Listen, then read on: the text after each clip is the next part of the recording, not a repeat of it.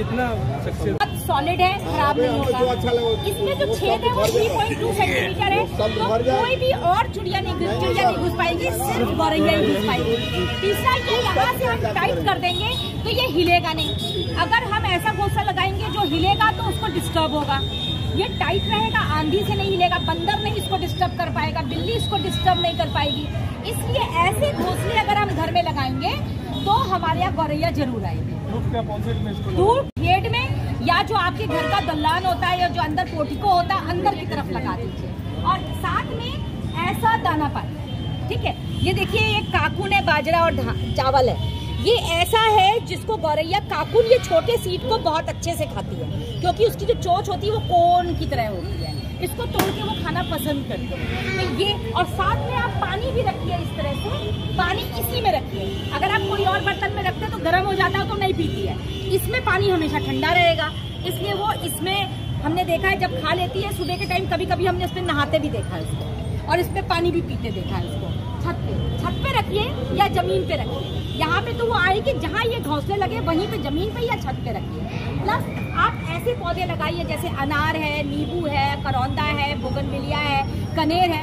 ऐसे पौधों में वो बैठना पसंद करती है। फाइकस बेंजामिना है जो आजकल बहुत लग रहा है रोड पे लगा लीजिए, अपने लॉन में लगा लीजिए। तो वो क्या इसमें आप लोग घोंसला लगाइए, दाना और पानी डालिए चिड़िया के लिए, तो गौरैया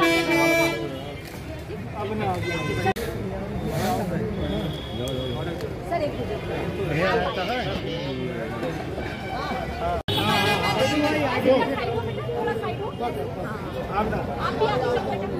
मैम आप तो आगे आओ। अरे भैया हाथ रोक लो, अरे भाई हाथ रोक लो शुक्ला जी। अरे बिल्कुल आगे आ जाओ मैडम, थोड़ा पीछे हो जाओ भाई सब लोग। पूरी दुनिया में आज वर्ल्ड स्पैरो डे यानी कि गौरैया डे मनाया जा रहा है। जैसे जैसे आबादी बढ़ रही है, नगरीकरण हो रहा है, वैसे वैसे कई ऐसे जानवर और परिंदे हैं जिनका वजूद जो है वो ख़तरे में पड़ता जा रहा है। उनको बचाने की ज़रूरत है, उनको तहफ़्फ़ुज़ देने की ज़रूरत है। और इस काम में लगातार लखनऊ यूनिवर्सिटी की प्रोफेसर जूलॉजी विभाग की अमिता कनौजिया जी लगी हुई हैं। वो घोंसले बांटती हैं गौरैयों को बचाने के लिए, और इसकी बेदारी के लिए लखनऊ समेत जो पूरा इलाका है अवध का, उसमें काफ़ी सरगर्म है। उनसे बात करते हैं इस गंभीर मसले के ऊपर। मैम, सबसे पहले ये बताएं कि क्यों गौरैया ख़त्म हो रही है? हमारे यहाँ जो पहले एक तो ये जान लीजिए कि गौरैया, जिसको ज़ूलॉजी का नाम है पेसर डोमेस्टिकस इंडिकस, मतलब हमारे घरों में रहने वाली चिड़िया। जो चिड़िया हमारे घरों में रहती है तो उसको वहाँ पे शेल्टर मतलब स्पेस मिलती है और दाना पानी। पहले हमारे घर जो बहुत ऊंचे होते थे और दीवार, हमारे खिड़कियों के ऊपर और दरवाजे के ऊपर वेंटिलेटर होता था, वहाँ पे टेम्परेचर कम होता था क्योंकि हवा आती रहती थी और वहाँ वो घोंसला बनाती थी। प्लस हमारे घर में हमारे घरों में पहले दादी नानी क्या करती थी, घरों में चावल साफ करती थी और जो धान निकलता था वो चिड़िया को दे देती थी। लेकिन आज क्या है, आज बिल्कुल चेंज हो गया। जो मॉडर्न टेक्निक हमने अपनाई है घरों को बनाने के लिए, वो बिल्कुल कंक्रीट के घर हैं। कहीं भी क्रैक्स या क्रिवाइसेस नहीं है, कोई भी रोशनदान नहीं है, लो हाइट घर है, तो उसको कहीं जगह नहीं मिल रही है घर बनाने के लिए। दूसरा, उसको वो जो काम हम लोग घरों में करते थे चावल बीनने का, अब वो खत्म हो गया। अब हम बाजार से बना बनाया पैकेट वाला चावल ले आते तो हमें सफाई करने की जरूरत भी नहीं। दूसरा, हमने वो आदत भी छोड़ दी है बचपन में, क्योंकि हम लोग इतने बिजी हो गए हैं कि जो बचपन में हम लोग डालते थे कि दाना चिड़िया को देना, ये देना, वो हम लोग ने बंद कर दिया। तो जिस वजह से उसको ना रहने को मिल रहा है ना खाने को मिल रहा है, तो प्रजनन की जगह तो उसे मिल नहीं रहा है, तो इसलिए वो अर्बन एरिया से खत्म हो चुकी है। बर्ड, आपको मालूम है, वो बाउंड्री नहीं जानती, उसे जहाँ दाना पानी मिलेगा वो वहीं जाएगी। तो अब वो आपको सेमी अर्बन एरिया या रूरल एरिया में मिल रही है। तो अगर उसको हमें अर्बन एरिया में बुलाना है तो हमें वही एनवायरनमेंट डेवलप करना पड़ेगा। इसलिए हम ये चाहते हैं कि उसको बचाने के लिए हम कुछ ऐसा नया करें, जैसे उसको स्पेस दें, शेल्टर दें और दाना पानी दें, तो वो वापस आएगी। मैम, ये जिस तरह आपने बताया कि जो आदमी का लाइफस्टाइल चेंज है, कहीं ना कहीं जो जानवर हैं वो हमारे ऊपर ही डिपेंड करते हैं। जो लाइफ चेंज हुआ है, लाइफस्टाइल चेंज हुआ है, उसकी वजह से चिड़िया और जितने भी जानवर हैं वो कहीं ना कहीं इससे इफेक्टेड हो रहे हैं। क्या नुकसान होगा अगर चिड़िया या जानवर हमारे बीच से गायब होते हैं? बिल्कुल वही नुकसान होगा। आप ये मान के चलिए, ये प्रकृति है, प्रकृति में बैलेंस है। आप गले में एक माला पहनती हैं, माला की एक मोती टूटती है तो पूरी माला बिखर जाती है। उसी प्रकार इस प्रकृति के ये सब पक्षी, जानवर, पौधे सब एक एक मोती हैं, और एक मोती बिखरा तो पूरा बैलेंस बिगड़ेगा और पूरा प्रकृति डिस्ट्रॉय हो जाएगा। गौरैया एक बहुत महत्वपूर्ण पक्षी है। गौरैया पार्ट ऑफ फूड चेन है। ये ऐसे कई प्रकार के इंसेक्ट्स खाती है, अपने बच्चों को खिलाती है, जैसे अल्फा कटवर्म, जैसे ग्रास हॉपर, एफिड और बहुत से बीटल जो हमारी फसलों को नुकसान पहुंचाते हैं। अगर ये चली जाएगी तो फिर उन कीटाणुओं को कोई नहीं खाएगा तो हमारी फसलें बर्बाद होंगी, हमारा उत्पाद कम होगा, खाने का जो खाद्य पदार्थ है उसका जो प्रोडक्शन है वो कम होगा। तो इतना बड़ा इम्पैक्ट होगा, और खाना किसको नहीं चाहिए। तो हमें चाहिए कि हर उस जानवर को जो इस प्रकृति का पार्ट है उसको पूरा हक है इस धरती पर रहने का, जैसे इंसानों को रहने का हक है।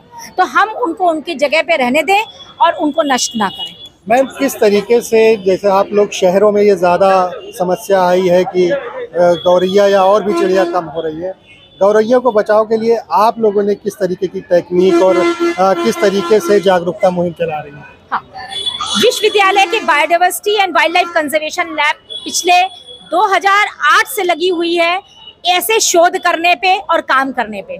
हमारे सारे जो शोधार्थी हैं वो सिर्फ शोध नहीं करते, वो शोध करने के बाद कंजर्वेशन की, संरक्षण की बात करते हैं और पब्लिक कनेक्ट की बात करते हैं, क्योंकि बहुत इंपॉर्टेंट है। जो हमारे माननीय प्रधानमंत्री जी ने कहा कि जो भी हम रिसर्च करते हैं वो पब्लिक तक पहुंचनी चाहिए। तो वाइल्ड लाइफ में भी अगर हम तितली को बचाने की बात करते हैं, गौरैया को बचाने की बात करते हैं, हम रैप्टर्स को बचाने की बात करते हैं, हम मेढक को बचाने की बात करते हैं, हम मौत को बचाने की बात करते हैं, हमने उल्लुओं पे भी काम किया है, तो हम और वल्चर्स पे सबसे ज़्यादा काम किया हमने, गिद्धों पे। तो हम अगर उनको बचा रहे हैं तो क्यों बचा रहे हैं और उसमें कैसे हम उनको बचाएं, क्या हम ऐसा करें, और एक आम आदमी का रोल क्या होना चाहिए उसके संरक्षण में, इसको जानना बहुत इंपॉर्टेंट है। जब तक पब्लिक में अवेयरनेस नहीं आएगी, जागरूकता नहीं आएगी, तब तक हम पूर्ण रूप से उनका संरक्षण नहीं कर सकते। इसलिए हमारी लैब पिछले 2007 से अलग अलग जानवरों पे जो क्रिटिकली इंडेंजर्ड हैं या विलुप्त होने के कगार पे हैं या कम हो रहे हैं या लग रहा है कि उनकी वो प्रजनन नहीं कर पा रहे, उन्हें हमारी ज़रूरत है, ऐसे मॉडल्स पे काम कर रही है। मैम, आपने जो नेस्ट बनाया है गौरैयाओं के लिए, उसकी क्या क्वालिटी है और कहाँ से ये आइडिया आया, किस तरीके उसका जो एक स्पेशल डिज़ाइन है वो सब क्यों, कैसे आपके दिमाग में आया कि इसको किया जाए? देखिए, गौरैया के संरक्षण की बात सिर्फ हिंदुस्तान में नहीं हुई, फॉरेन कंट्रीज में भी हुई है। तो जब मेरे पास एक प्रोजेक्ट आया यूपी स्टेट बायोडाइवर्सिटी बोर्ड की तरफ से, हमने एक प्रोजेक्ट लिखा कि हमें संरक्षण के लिए गौरैया के घोंसले बनाने हैं। तो हमने बहुत से रेफरेंसेस फॉरेन कंट्रीज से भी लिए। वहाँ पे हमें ऐसी किताबें मिली जो वो लोग डिफरेंट पक्षियों के लिए घर बनाते हैं। हमने वहाँ पे भी, उन्होंने एक स्पैरो पार्क बनाया हुआ है, तो हमने वहाँ से मॉडल को लेते हुए अपने इंडियन बर्ड के लिए एप्लीकेबल करते हुए हमने डिज़ाइन बनाया। तो हमने एक लकड़ी का घर बनाया, प्लस हमने पढ़ के काफ़ी जूते के डिब्बे का घर बनाया और मटके का घर बनाया। मटके का घर कोई नया नहीं है, हिंदुस्तान में पहले से प्रचलित है। हमने सिर्फ ये देखने के लिए बनाया कि हम इसको लगाएंगे जहाँ गौरैया आती है, जैसे सेमी अर्बन एरिया में। तो हमने लखनऊ के डालीगंज एरिया और एक इटौंजा जगह है वहाँ लगाया, और हमने ये देखना चाहा कि ये सबसे ज़्यादा किस में आती है। प्लस हमने उसको दाना पानी में काकुन, बाजरा, धान और ये सब डाला और देखा कि सबसे ज़्यादा ये किस चीज़ को खाती है। तो जब हमारा एक्सपेरिमेंटल डिज़ाइन ये हो गया तो हमने देखा सबसे ज़्यादा गौरैया ने प्रेफरेंस दिया वुडन बॉक्स को और खाने में काकुन और बाजरा को दिया। तो फिर उसी चीज़ को एप्लीकेबल करते हुए हमने जो लकड़ी का घर है उसको बनाया, जिसका कि एक 20 सेंटीमीटर हाइट है और उसमें छेद है वो 3.2 सेंटीमीटर है, जिसमें कोई और पक्षी अंदर नहीं जा सकता। वो घर ऐसा है कि जब आप उसको दीवार पे, घर की दीवार पे टांग देते हैं 8 फीट की ऊंचाई पे, सन के अपोजिट किसी शेड में या अपने बरामदे के अंदर या आंगन की तरफ, और साथ में आप मिट्टी के बर्तन में बाजरा, काकुन, धान डालते हैं या चावल डालते हैं और साथ में मिट्टी के ही बर्तन में पानी रखते हैं जिससे पानी गर्म ना हो, तो हमने देखा है कि धीरे धीरे गौरैया आने लगती है और उसके साथ कई पक्षी भी आने लगते हैं, जैसे सिल्वर बिल है, रॉबिन है, रॉकचैट है, कबूतर है, फाख्ता है, ये भी आने लगते हैं। इवन मोर भी हमारे घर पे आता है खाने के लिए। तो ये हो गया कि गौरैया एक एम्बेसडर स्पीशीज हो गई।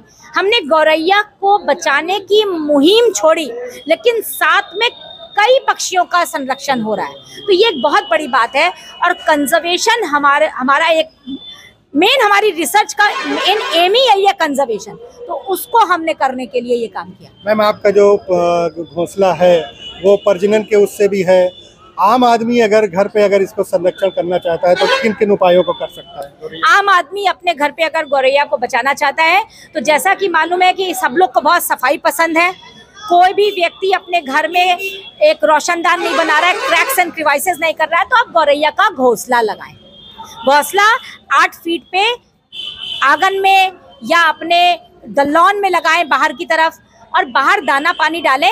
और मैं आपसे ये भी करेंगे, बहुत से ज़्यादा इंटरलॉकिंग, हमारी जो एक आदत हो गई कि इंटरलॉकिंग टाइल्स या मार्बल की टाइल्स बाहर ना लगाएं, घास लगाएं, जिससे कि उसको छोटे छोटे कीड़े अपने बच्चों को खिलाने के लिए मिल जाए। तो ऐसा कुछ करें। देखिए, देश है, देश में आप साउथ में भी जाइए, आप वहाँ के घरों में देखेंगे छोटा सा लॉन बहुत ज़रूरी है, वो आपके लिए भी ज़रूरी है। पेड़ पौधे लगाएं, पास में ग्रीनरी रखें, बहुत ज़्यादा इंटरलॉकिंग टाइल्स पे ना जाएं। कौन कौन से पेड़? गौरैया जैसे अनार का पेड़ है, कनेर है, नींबू है, करौंदा है, बोगनविलिया है, इन सब के पेड़ लगाएं। मेहंदी का पेड़ है, बाहर फाइकस बेंजामिना लगा दें, जिसमें वो अंदर घंटों बैठती है, रूस्ट करती है। रूस्ट का मतलब होता है कि आपने देखा होगा पक्षी घंटों बैठ करके धूप सेकते हैं और प्रीनिंग करते हैं, अपने चोंच से अपने बालों को साफ करते हैं। वो ये और कुछ नहीं कर रहे होते हैं, अपने शरीर से जो जूई होती है एक्टोपैरासाइट को निकाल रहे होते हैं। इसको हम लोग रूस्टिंग कहते हैं बायोलॉजी में। तो उसके लिए भी बहुत ज़रूरी है कि हम ऐसे पौधे लगाएं।